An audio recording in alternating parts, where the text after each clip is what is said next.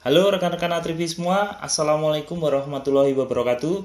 Jumpa lagi dengan saya ya. Beberapa waktu ini ya, banyak sekali teman-teman yang menjadi korban atau banyak sekali testimoni-testimoni yang menjadi korban penipuan koperasi online. Ya, jadi ada yang mengatasnamakan koperasi simpan pinjam, kemudian tapi ujung-ujungnya penipuan gitu. Sebenarnya modus ini udah sangat lama banget gitu dan sering banget, tapi anehnya sampai dengan sekarang itu masih banyak banget korban-korban yang kena tipu gitu. Jadi masih banyak banget orang-orang yang percaya dengan modus ini gitu. Jadi modusnya gimana? Jadi modusnya itu adalah biasanya pelaku ini menggunakan media sosial, misalnya kayak Facebook gitu ya. Kemudian mereka menawarkan suatu pinjaman yang ringan, yang lunak gitu, tapi syaratnya sangat mudah gitu dan bisa syaratnya ini secara online gitu. Jadi survei dan macam-macam itu dilakukan secara online gitu.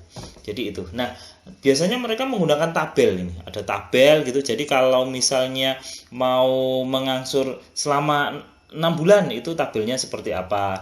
Kalau misalnya mengangsur selama 1 tahun itu tabelnya seperti apa. Kalau 2 tahun tabelnya seperti apa. Dan bunganya terlihat sangat kecil sekali gitu. Bunganya sangat kecil sekali gitu. Nah, modusnya adalah kemudian ada orang tertarik gitu. Kemudian ada orang tertarik, wah ini kok kayaknya pinjamannya menarik nih gitu. Syaratnya juga di iklan media sosial itu syaratnya sangat mudah. Jadi semua proses bisa online gitu. Tidak perlu cek lokasi, semua berjalan online. 1 jam cair gitu bahkan ada 1 jam cair, ada yang 2 jam cair gitu, yang agak ini ada yang 1 hari cair gitu, biar pelanggannya, biar calon korbannya ini tertarik gitu. Nah, kemudian ada korban yang menghubungi tentunya minta dikasih WA gitu. Jadi kalau cirinya kalau misalnya chatnya di Facebook itu WA aja gitu. Nanti kita ngobrol, saya jelaskan detailnya gitu. Biasanya seperti itu gitu. Melihat dari korban-korban sebelumnya itu modusnya seperti itu. Kemudian korban ini akan menghubungi atau chat atau telepon atau apalah, intinya menghubungi ke penipu tadi gitu. Kemudian dengan penipu dijelaskan bahwa pinjaman ini sangat lunak. Kemudian prosesnya sangat cepat gitu. Bapak atau ibu tinggal mengirimkan syarat-syaratnya gitu. Nah, syaratnya itu biasanya nanti disuruh foto KTP, foto KK, foto data-data diri dan lain, sama kalau perlu kadang rata-rata minta foto waktu megang KTP gitu. Biar para korban, para mangsa ini percaya bahwa ini benar-benar ada, real gitu ya.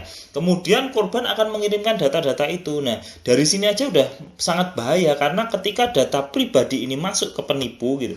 Ketika data pribadi ini masuk ke penipu, sangat riskan sekali digunakan penipu ini untuk tujuan yang tidak bertanggung jawab, misalnya kayak pinjol, misalnya kayak apapun gitu. Nah, kemudian yang dilakukan selanjutnya adalah penipu ini akan pura-pura memproses datanya. Oke Bu, ini datanya sudah lengkap ya, ini coba saya proses deh, saya proses datanya biar cepet gitu.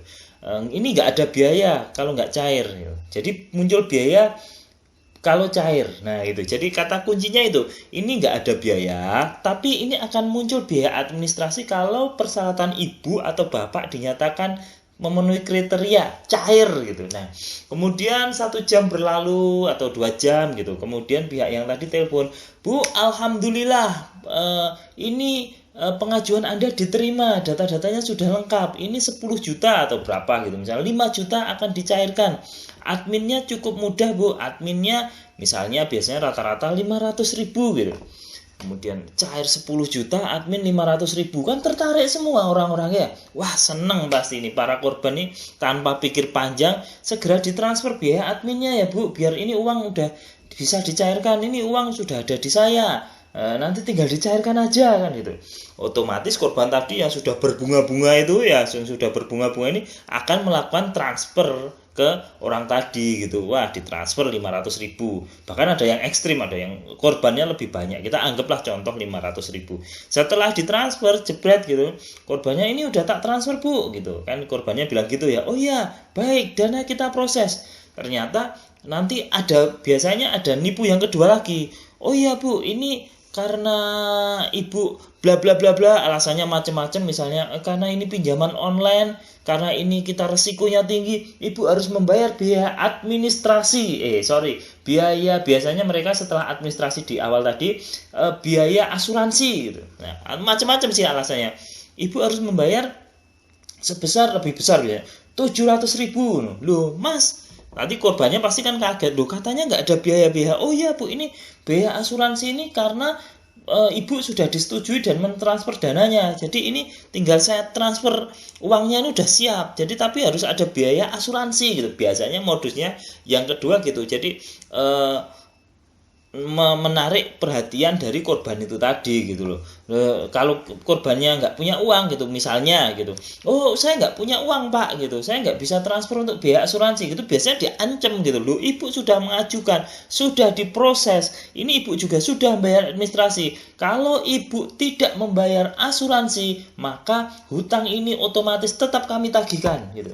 Ibu tidak menerima uang karena ini udah diproses, hutang tetap akan kami tagihkan, kita akan tetap kirim debt collector, atau macam-macam lah. Atau misalnya ibu ingkar janji, ini masuk penipuan, akan saya laporkan ke pihak yang berwajib. Nah, intinya mengancam korban tadi agar mau transfer gitu. Nah, kalau udah kayak gitu wes biasanya kalut ini, waduh ini gimana, ya udahlah tak transfer agar nanti aku yang penting habis ini dapat pinjaman 10 juta, ditransfer 700.000 jepret gitu misalnya. Ya udah, habis itu nomor diblokir, Facebook diblokir, hilang, dan uang Anda tentu akan melayang bersama penipu tadi gitu. Nah, itu modusnya. Dari pengalaman-pengalaman yang kemarin modusnya seperti itu. Yang bahaya bukan cuma uang tadi, uang yang biaya administrasi sama uang asuransi. Yang bahaya bukan cuma itu, tapi data pribadi tadi itu juga sangat berbahaya gitu. Data pribadi yang masuk ke penipu itu juga sangat berbahaya kalau digunakan oleh penipu tadi untuk hal-hal yang tidak bertanggung jawab gitu ya. Makanya teman-teman hati-hati ya, teman-teman hati-hati. Jadi mungkin banyak dari teman-teman yang saat ini membutuhkan pinjaman gitu ya, membutuhkan pinjaman karena kondisi yang ya diakui atau tidak diakui, kondisi yang saat ini serba sulit gitu ya. Bahkan banyak teman-teman yang mungkin usahanya berkurang omsetnya, atau mungkin bangkrut, atau mungkin kena PHK, atau mungkin apa, sehingga membutuhkan dana segar atau pinjaman. Tetap berhati-hati karena jangan sampai gitu kita itu udah nggak punya uang, kita itu mau minjam uang, malah ditipu gitu kan ya. Maunya ikut kita dapat uang untuk kebutuhan kita, malah kita yang store uang ke penipu gitu. Jadi harus hati-hati, harus berpikir jernih lagi ya. Kalau ada yang nawarin seperti itu, ada admin di depan, udah wes lupakan saja. Apalagi meskipun syaratnya itu mudah gitu, wah ini bunganya sangat ringan, bayangin 10 juta cuman balik 10 juta 100 misalnya dalam waktu 1 tahun, bunganya ringan. Biasanya alasannya karena disubsidi pemerintah, sehingga Anda cukup setor data lewat online aja tanpa survei, 1 jam cair. Hati-hati, sekali lagi hati-hati. Jadi teman-teman harus waspada selalu saya ingatkan di channel ini untuk pembahasan tentang penipuan online. Jangan mudah percaya dengan orang-orang yang kita aja belum pernah ketemu gitu loh. Terus mereka pakai profil pegawai bank yang ganteng, yang cantik gitu. Ingat di video-video sebelumnya ya, sangat mudah bagi oknum-oknum itu untuk melakukan tipu-tipu gitu. Jadi sangat mudah sekali, tinggal comot foto orang bank yang ganteng, orang bank yang cantik, dijadikan profilnya. Jadi profilnya ini palsu gitu. Jadi profil yang mereka pakai itu bukan foto mereka, tapi itu foto nyomot dari internet, dari Google gitu, dicomot-comot, yang cantik, yang ganteng itu dicomot-comot gitu. Jadi jangan salah gitu. Kemarin ada yang lucu juga ya. Menurut saya lucu gitu, dan berbahaya juga gitu. Jadi ada yang di Facebook gitu, penipuan gitu, dia menyebarkan, jangan percaya orang ini. Jadi diceritanya itu dia habis ketipu, yang modusnya ya hampir yang sama dengan yang saya ceritakan tadi gitu. Kemudian dia mengeser foto yang di Facebook penipu tadi itu sama foto di WhatsApp-nya itu. Orang ini penipu. Jangan percaya, cari orangnya. Kalau ada ketemu orang ini segera hubungi saya gitu. Lucunya di mana? Ya lucunya itu foto-foto itu foto palsu gitu loh. Ya. Foto-foto yang pegawai bank ganteng-ganteng atau pegawai bank cantik itu foto nyomot gitu. Jadi kalau teman-teman mengadukan foto itu bisa jadi itu malah teman-teman akan dituntut sama yang punya foto itu gitu loh.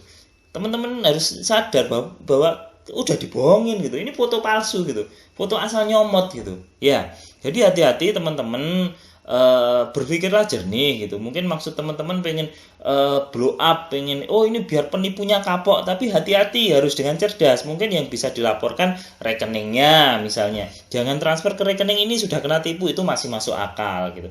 Terus mungkin Facebooknya biar orang-orang nggak tertipu, itu masih masuk akal juga gitu. Tapi kalau foto profilnya gitu yang ganteng, yang cantik, pakai seragam, ya itu kemungkinan besar sih palsu, foto asal nyomot gitu ya. Jadi teman-teman yang sedang melihat video ini sudah merasakan penipuan-penipuan yang modusnya seperti ini, hati-hati jangan asal sebar foto karena yang nipu itu bukan fotonya penipu ya. Itu foto-foto yang pegawai-pegawai bank, pegawai-pegawai koperasi, seragam-seragam itu foto-foto nyomot gitu. Hati-hati ya, hati-hati. Nanti teman-teman malah bisa kena batunya gitu. Jadi teman-teman bisa kena pasal-pasal yang merugikan teman-teman sendiri gitu loh. Karena ya itu tadi fotonya foto nyomot. Udah, intinya gitu. Fotonya foto nyomot. Foto ambil di internet gitu. Jadi itu bukan foto penipunya. Rata-rata seperti itu. Kecuali kalau penipunya ya rodok-rodok kurang pinter atau